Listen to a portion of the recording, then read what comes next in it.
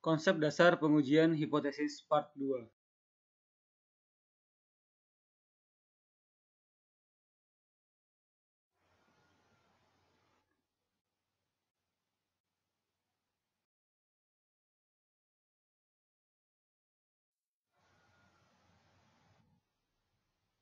Hari ini saya akan menjelaskan tentang konsep dasar pengujian hipotesis.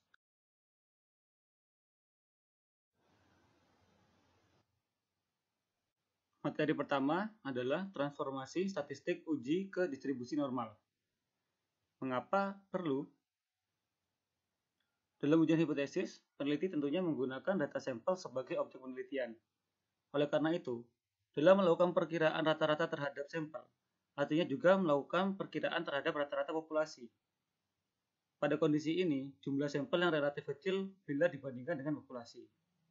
Hal ini tentunya akan membuat peneliti berusaha untuk menemukan bahwa nilai rata-rata yang peneliti temukan ini berada jauh dari nilai rata-rata populasi, atau yang berasal dari asumsi hipotesis nol. Karena itu, peneliti perlu melakukan perubahan hasil uji statistik ke dalam nilai yang sudah berstandar, atau standar skor. Nilai standar ini maksudnya adalah nilai yang berada di sekitar rata-rata.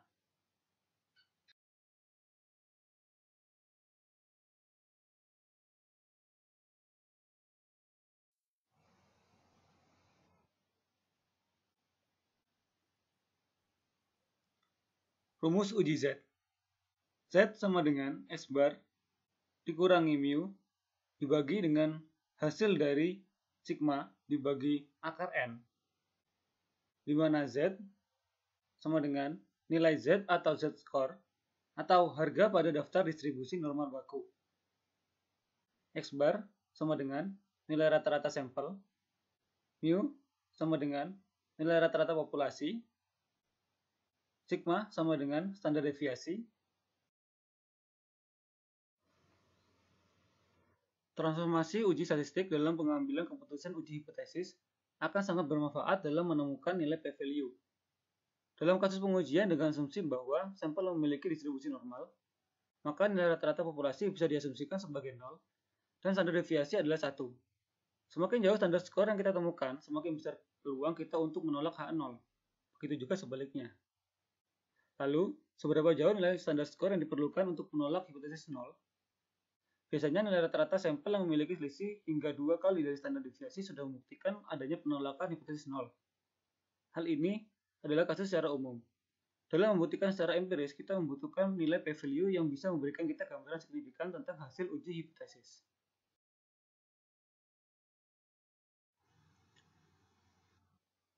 P-value. Apa itu p-value? Untuk menjelaskan p-value, ada sebuah penggambaran, yaitu pada saat peneliti dalam melakukan pengujian akan mendapatkan nilai statistik uji. Tentunya, peneliti akan membandingkannya dalam distribusi normal atau distribusi Z dan menemukan peluang penolakannya. Inilah yang disebut dengan p-value. P-value merupakan sebuah nilai signifikasi yang didapatkan dalam pengujian hipotesis yang merepresentasikan peluang terjadinya sebuah kejadian atau hipotesis.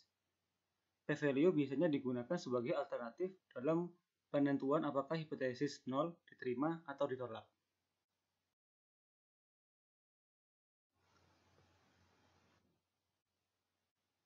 Semakin kecil nilai p-value, hal ini menunjukkan bahwa peluang untuk menolak hipotesis 0 semakin besar. P-value didapatkan dengan cara melakukan transformasi nilai statistik uji yang didapat ke dalam tabel distribusi normal. Bila nilai p-value lebih kecil dari nilai alfa, maka berhasil menolak H0. Artinya, kita menerima hipotesis alternatif sebagai kejadian yang lebih valid atau kuat. Sebaliknya, bila nilai p-value lebih besar dari alfa, maka gagal menolak H0. Artinya, data yang kita gunakan tidak cukup membuktikan bahwa hipotesis alternatif yang digunakan adalah tepat. Terkadang beberapa orang mendefinisikan bahwa gagal menolak H0 artinya sama dengan menerima H0. Dari beberapa referensi yang ditemukan, ini hal yang kurang tepat, karena di lain kesempatan bisa saja kita berhasil menolak H0 dengan cara menambah sampel atau menggunakan metode penarikan sampel yang lebih tepat.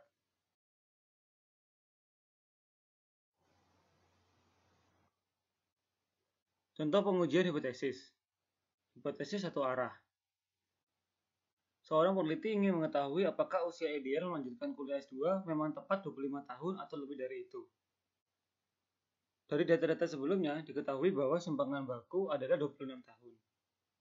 Dari 40 sampel yang digunakan, ditemukan bahwa rata-rata berpendapat bahwa usia ideal melanjutkan kuliah S2 adalah 27 tahun. Data terlampir.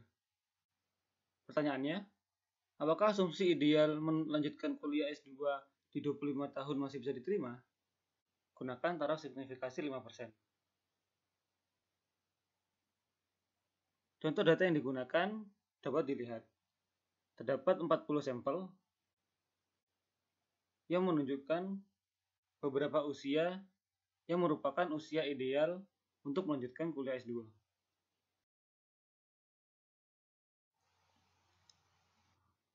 Selanjutnya, untuk menjawab pertanyaan tersebut, kita dapat menggunakan beberapa langkah-langkah sebagai berikut. Yang pertama, kita buat formula hipotesisnya, yaitu H0 sama dengan 25. Artinya, hipotesis 0 atau hipotesis awal kita adalah 25. Yang artinya, usia ideal untuk melanjutkan kuliah S2 tepat di 25 tahun. Selanjutnya, untuk HA lebih besar dari 25. Artinya, hipotesis alternatif usia ideal untuk melanjutkan kuliah S2 yaitu di atas 25 tahun. Lalu untuk langkah kedua, kita tuliskan taraf nyata dan nilai Z tabel. Untuk alfa sama dengan 5%, Z 0,05 sama dengan 1,65. Uji sisi kanan. Kenapa uji sisi kanan? Karena HA lebih dari 25. Yang artinya berada di kanan. Dapat dilihat pada tabel Z untuk nilai 1,65. Pada slide selanjutnya akan saya jelaskan. Yang ketiga, kriteria pengujian. H0 diterima jika Z0 kurang dari 1,65. H0 ditolak jika Z0 lebih dari 1,65. Selanjutnya, untuk langkah keempat, yaitu menghitung statistik uji. Di sini, X bar atau rata-rata sama dengan 27,43. Nilai ini berdasarkan pengujian pada tabel yang telah tersedia. Lalu, mu sama dengan 25, yang artinya hipotesis pertama kita atau awal kita, yaitu usia ideal untuk melanjutkan kuliah S2 adalah di usia 25 tahun. Jadi, mu-nya sama dengan 25. Untuk sigmanya sama dengan 2,71. Ini kita dapatkan dari pengujian berdasarkan tabel yang telah tersedia. Lalu terakhir adalah N atau banyaknya sampel, yaitu 40 sampel. Lalu kita masukkan ke rumus uji Z. Z sama dengan S bar dikurangi mu dibagi hasil pembagian dari sigma dibagi akar N sama dengan 27,43 dikurangi 25 dibagi 2,71 dibagi akar 40 sama dengan 5,61. Karena 5,61 ini lebih besar daripada 1,65, kesimpulannya Z lebih besar dari 1,65. Artinya H0 ditolak. Dapat disimpulkan bahwa berdasarkan hasil pengujian, ditemukan bahwa anggapan usia ideal melanjutkan kuliah S2 yaitu usia 25 tahun tidaklah benar. Usia ideal melanjutkan kuliah S2 lebih baik lebih dari 25 tahun.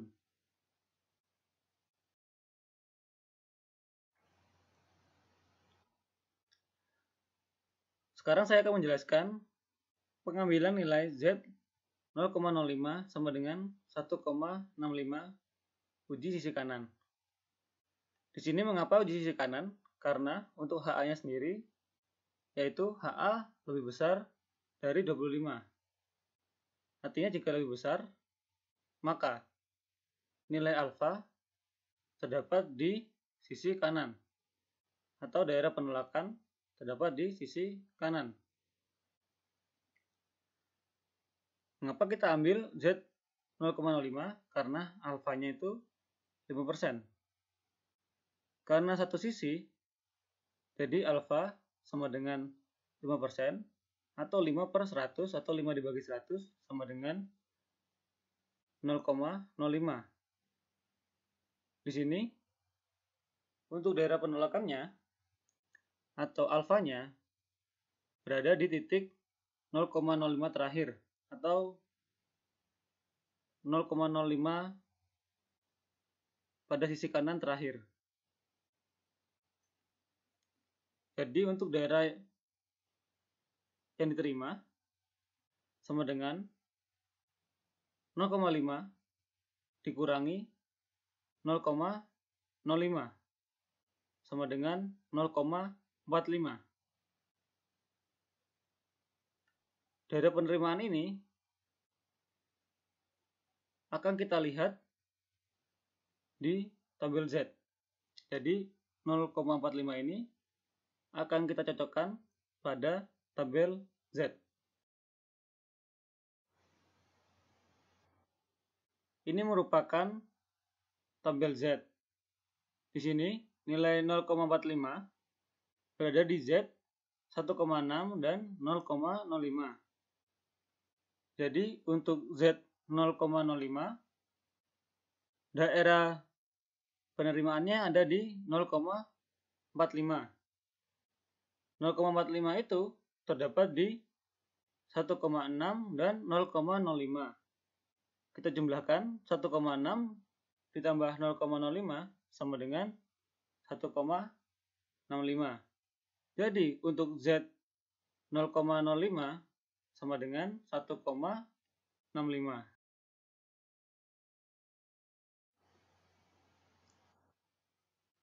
Selanjutnya, contoh pengujian hipotesis untuk hipotesis dua arah atau untuk pengujian dua arah atau dua sisi. Contoh soalnya sebagai berikut. Dugaan rata-rata mahasiswa yang tidak lulus mata kuliah statistik adalah 15 orang. Berdasarkan perhitungan nilai tugas UTS dan UAS, diketahui mahasiswa yang tidak lulus mata kuliah statistik didapat adalah 17 orang.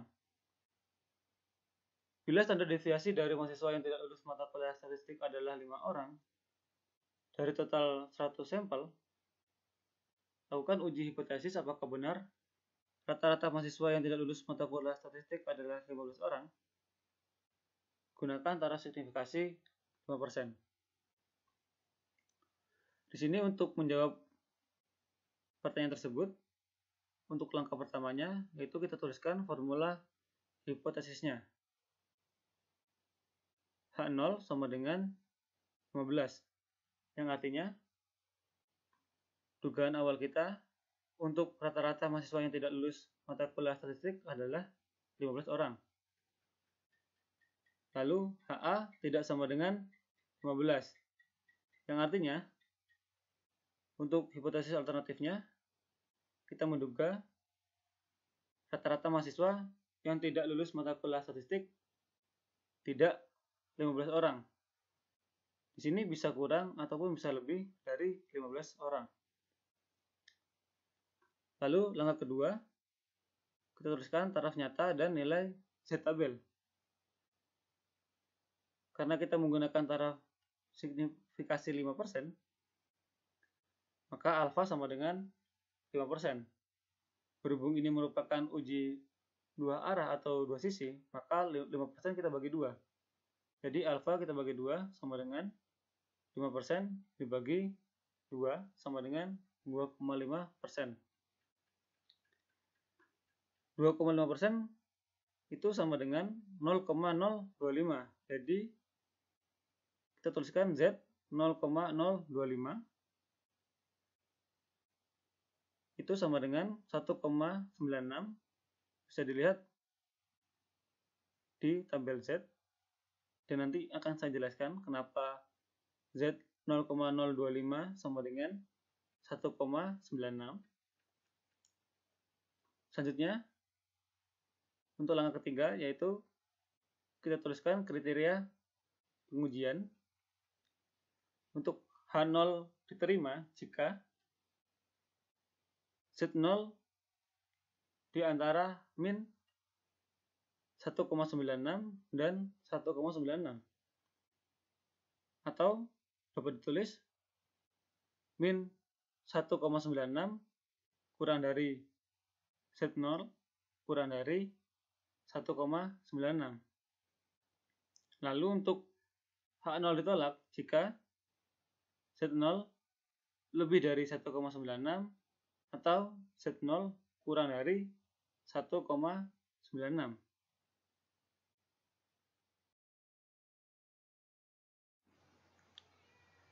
Untuk langkah selanjutnya, hitung statistik uji.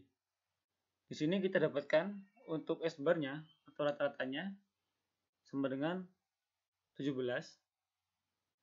Untuk mu-nya sama dengan 15, atau dugaan kita awal adalah 15 orang.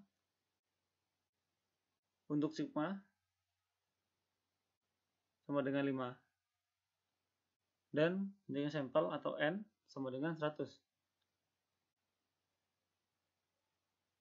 Lalu kita tuliskan untuk rumus uji Z sama dengan X bar dikurangi mu dibagi sigma dibagi akar N sama dengan 17 dikurangi 15 dibagi 5 per akar 100 sama dengan 4. Di sini karena 4 lebih besar daripada 1,96, artinya H0 ditolak. Bisa disimpulkan bahwa berdasarkan hasil pengujian, rata-rata mahasiswa yang tidak lulus kuliah bukanlah 15 orang.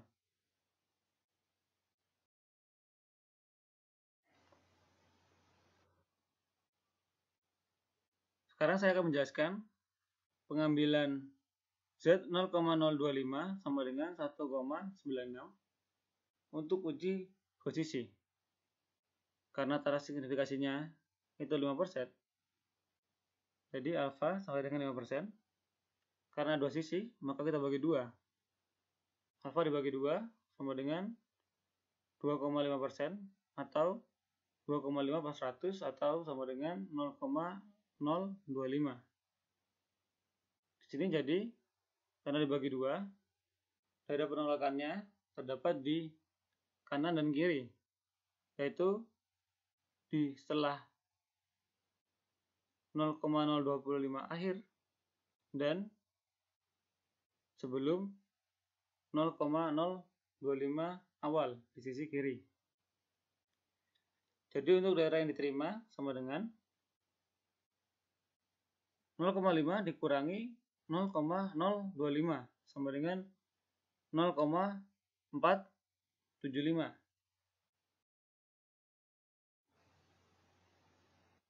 Untuk nilai 0,475 pada tabel Z itu berada di 1,9 dan 0,06. Maka kita jumlahkan hasilnya 1,96.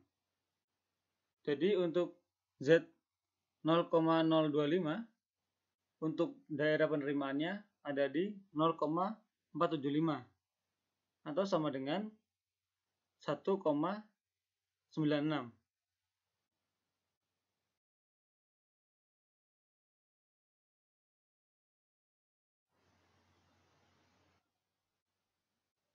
Sekian dari saya. Terima kasih atas perhatiannya. Wassalamualaikum warahmatullahi wabarakatuh.